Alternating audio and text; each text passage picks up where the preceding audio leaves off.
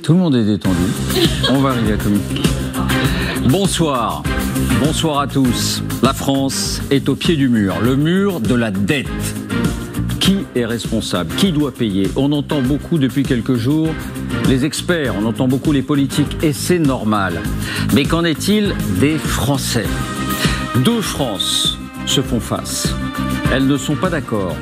Elles se renvoient la balle, bien souvent. Qui sont ces deux France? Qui sont ces représentants? Ils seront ici ce soir. Peuvent-ils se parler? Peuvent-ils s'écouter? Peuvent-ils s'accorder? Bienvenue dans la grande confrontation.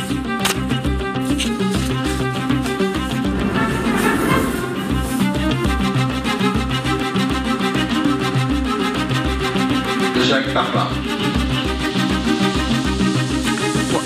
Alors, pas de générique, mais c'est pas grave, ça arrive, on va démarrer quand même. Alors ces deux France, bien sûr avec toutes les nuances qui conviennent. Chacun est singulier, cela va de soi. Les deux France, les voici. Elles sont là avec nous. La première d'abord, celle qui représente sans doute le plus grand nombre. Une France qui se sent souvent laissée de côté, qui a du mal à joindre les deux bouts et qui ne voit pas pourquoi ce serait à elle de faire l'effort en priorité, d'être moins aidée et qui veut bloquer aussi le pays parfois. C'est votre cas. C'est votre cas, Olivier Rouault, alias Olive, c'est votre nom de scène d'une certaine manière. Vous avez 41 ans, vous venez de la région lyonnaise, vous avez été chef d'entreprise dans le BTP, aujourd'hui vous effectuez des missions sur des chantiers. Vous êtes surtout un influenceur vedette, comme on dit sur les réseaux sociaux, pas moins d'1,5 million de followers, comme on dit, et vous êtes un des visages du mouvement Bloquons tout qui va passer à l'action mercredi prochain. Vous nous avez dit l'argent est mal utilisé, il est mal distribué, on lui distribue à ceux qui n'en ont pas vraiment besoin. Vous nous direz pourquoi, comment. À vos côtés, Isabelle Maurer. Bonsoir Isabelle Maurer. Merci d'être avec nous, on vous connaît parce que vous êtes déjà venu témoigner sur notre antenne. Vous avez 62 ans, vous venez de la région de Mulhouse, vous avez 3 enfants. Alors vous avez exercé beaucoup de petits boulots, du ménage, la poste, les vendanges. Vous avez connu le chômage, vous avez connu le RSA. Et vous dites, la dette, ce ne sont pas les pauvres qui l'ont fait, ce ne sont pas les pauvres qui l'ont fabriqué. Et c'est d'abord aux plus riches de contribuer. À vos côtés, Josiane Roger. Bonsoir Josiane Roger, vous avez 70 ans, vous êtes retraitée, vous venez de Dinard en Bretagne.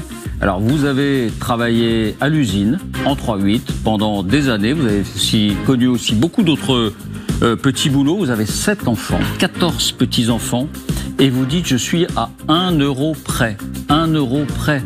J'ai dû vendre ma voiture. J'achète des paniers repas à 1 euro au supermarché pour tenter de joindre les deux bouts à la fin du mois. Et vous mettez beaucoup en cause le train de vie des élus, dites-vous, et vous dites on est revenu un peu à l'époque des rois, avec de plus en plus de disparités entre les classes. Un peu plus bas, mais toujours à vos côtés, on retrouve Ryan. Alors Ryan, vous n'avez pas souhaité qu'on donne votre nom de famille. Si. Alors, Ryan Boimran, on y va. Vous avez 27 ans, vous êtes fonctionnaire à l'hôpital public à Lyon. Vous venez de Lyon, vous êtes aussi très présent sur les réseaux sociaux et vous dites on se trompe quand on dit que ce sont les fonctionnaires qui doivent faire l'effort, qu'ils ont en quelque sorte un statut à part, un statut préservé par cet État-providence.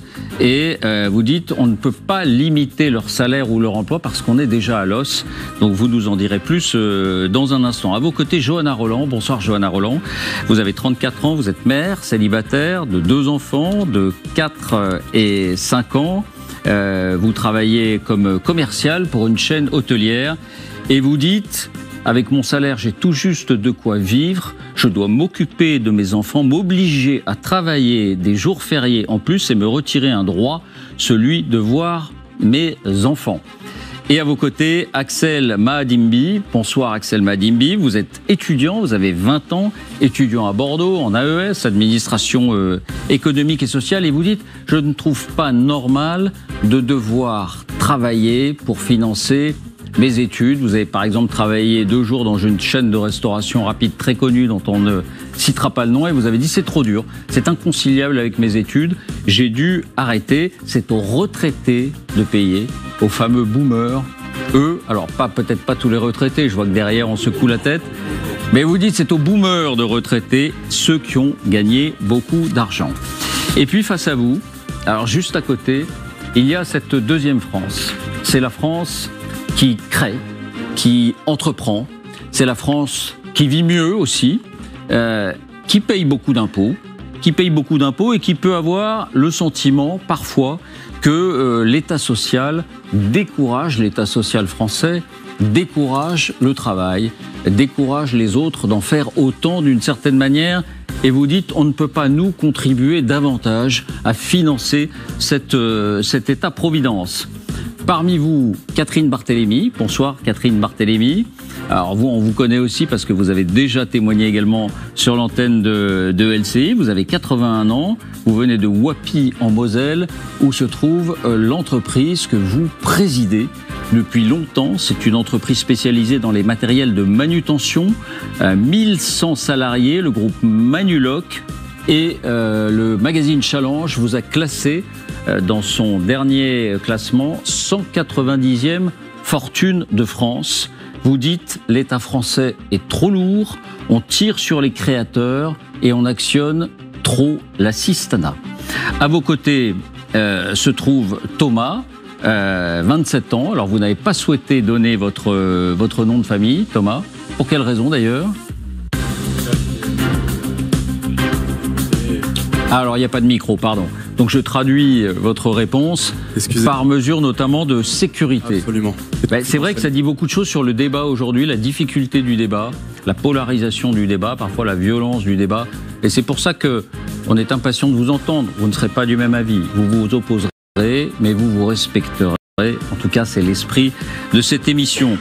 Thomas, vous avez 27 ans, vous vivez entre Lyon et Genève et vous êtes salarié d'un grand groupe dont on taira le nom, mais un grand groupe de luxe. Vous nous avez dit vous-même, je gagne environ 5 000 € par mois et je paye entre 30 et 40% de charges et d'impôts. Nicolas qui paye, vous connaissez ce fameux mouvement Nicolas qui paye sur les réseaux sociaux, c'est moi. Nicolas qui paye, je me reconnais parfaitement dans ce mouvement. Vous dites François Bayrou a raison, ce sont les boomers aussi qui devraient en priorité faire l'effort, et aussi ceux qui vivent et qui vivent trop de l'assistanat. Vous nous en direz plus tout à l'heure.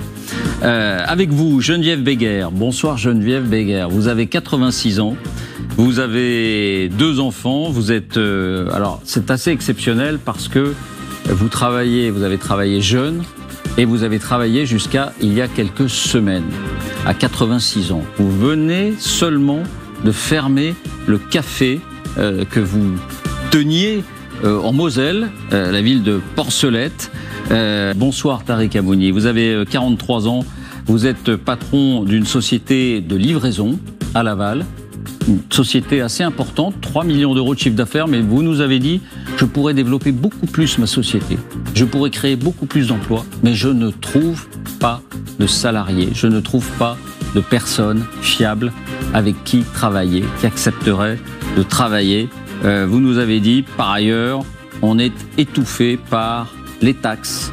L'État est beaucoup trop agressif avec les petites entreprises. Ce n'est pas de ce côté-là qu'il faut regarder si on parle de redresser le pays. Et puis, à vos côtés, Samuel Ferreira, vous avez 29 ans. Bonsoir Samuel Ferreira. Vous êtes électricien de formation, vous travaillez aujourd'hui dans le bâtiment. Vous venez des Vosges, célibataire, sans enfants. Et vous, alors vous dites, c'est presque héroïque d'être aujourd'hui créateur ou patron de PME. À cause des taxes, à cause des normes, libérons un peu l'activité et la France s'en portera beaucoup mieux parce qu'elle va créer des richesses. Alors je vous propose tout de suite d'entamer ce dialogue. Et on va le commencer avec...